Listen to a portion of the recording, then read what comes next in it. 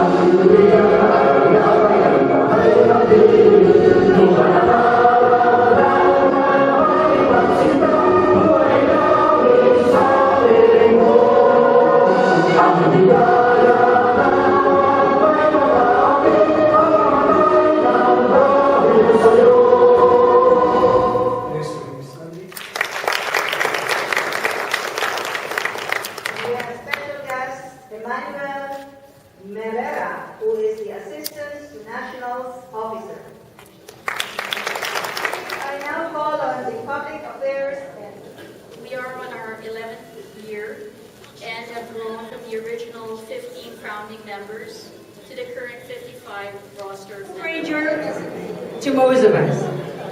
She has guested at many of our functions and events, including a meet and greet at the recent Philippine Press Club affair. She is a graduate of the University of the Philippines with a degree in Foreign Service and some units and Master of Arts in Asian Studies. She's a lady. She's a lady. Magandang gabi po sa inyong lahat and maayong gabi sa inyong lahat sa mga Bisaya TV. It's such an honor and a pleasure for me to share this gala night with the Philippine Press Club of Ontario, Canada. This is our, how do you say it, the #1 media grouping we have in our Filipino community here in Ontario. And it has provided us not only reporting, but the chronicling of all the events of the Filipino community here. And it is a double pleasure for me to be inducting the new set of officers. And when we came in, I somehow forgot to bring the oath of office, but we will do the essence of the ceremony. That is, all the officers will be here and then swear, and in their own words, swear to uphold the responsibility. And that's what it's all about. That is the essence of the ceremony, and we'll do that later tonight. I would like to thank the Press Club for generously changing the program so that I would also have the chance to be with our kababayans in the Pangasinan Association of North America later.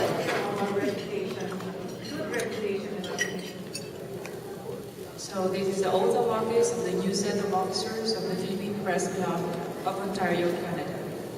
I, name and designation please.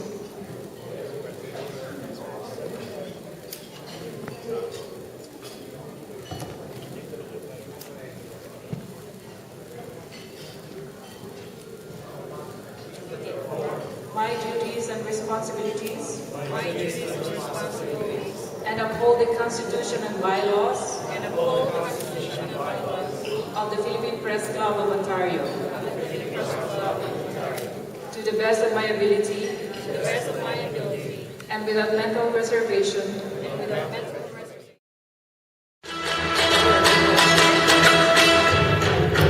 Congratulations. Master of Ceremonies,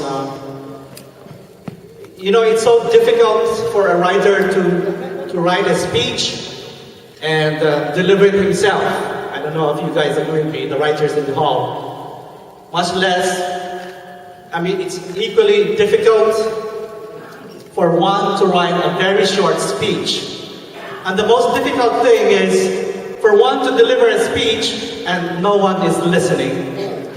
So I hope you will bear with me for the next couple of minutes. I promise to be very short and sweet in this delivery of my message. Madam Consul General, Attorney Merera, Past President Paul de la Cruz, other distinguished guests, friends and supporters of PPCO, members, ladies and gentlemen. It is not every year that the Philippine Press Club of Ontario holds an event of this magnitude. But PPCO is in a celebratory mood these days. We are celebrating a renaissance, or a rebirth of sorts, with our newly amended Constitution that further defines the purposes of this association of some 55 Filipino-Canadian media practitioners in Ontario. On the other hand, we want to introduce to you the community that we strive to serve, the men and women behind the names you will find in the columns that they write or pictures that they take. I hope we can do this at an appropriate break during the dance portion of the program tonight. We hope to further enhance this interaction between PPCO and you, our stakeholders and supporters, at future gatherings when our social and education committees organize events like the Meet the Press or seminar workshops in leadership development, writing, or even photography. Meanwhile, I would like to address the members of PPCO. The bar of journalistic challenge is getting higher every day, perhaps faster than we can type away our columns or Photoshop our pictures. Social media and citizen journalism, jargon that has taken prominence only within the last decade or so, are posing a challenge of sorts to the form of journalistic practice that most of us were born into. There is even a concern that perhaps in the not too distant future, newspapers might become a thing of the past as technology becomes more affordable and widespread in use. I am, of course, referring to the information highway. Given this background, I can only challenge everyone to stay current, not only with technology, but with society's need for information. Society has become very choosy in the type of information it wants to process, especially in our North American setting, and given the competing demands for our time. In other words, let us be relevant and sensitive to what the community wants to read or see in our work. I know that not everyone will get a copy of this event's souvenir program. Allow me therefore to paraphrase what I briefly wrote there. As members of the so-called Fourth Estate, the community looks up to us to provide moral or ethical bearings. Our readers respect many of our opinions. We wield certain powers not ordinarily enjoyed by the average citizen because we command attention. Yet, with the so-called power of media comes the awesome responsibility to be truthful and fair in our treatment and reportage of issues. Let us not lose sight of this desideratum. Yes, with a single line in our write-ups, we can build as we can destroy individuals, even an entire community. This is how awesome things can get with our use of words. Yes, we do have the choice to either become a positive force, a uniting force, or a negative force.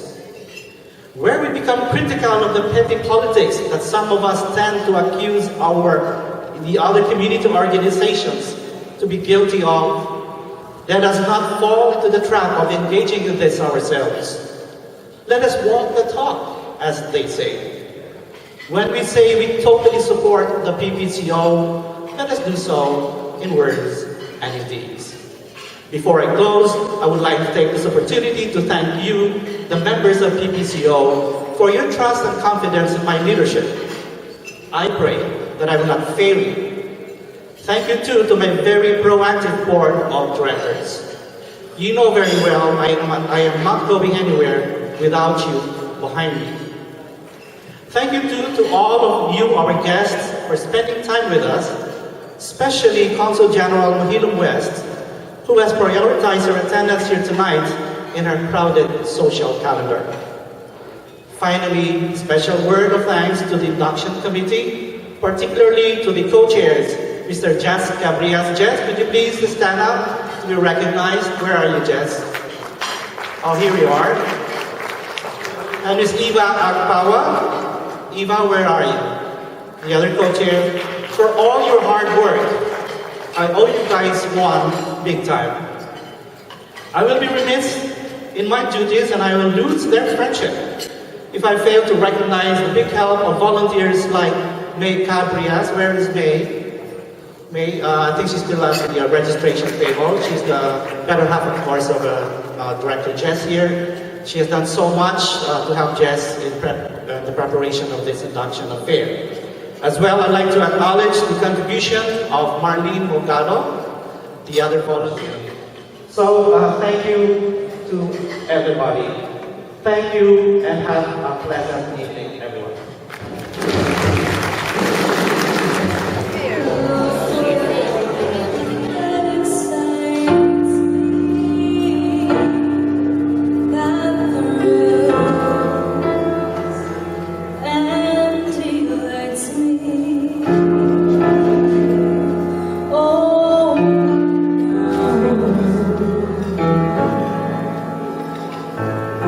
It's just the weirdness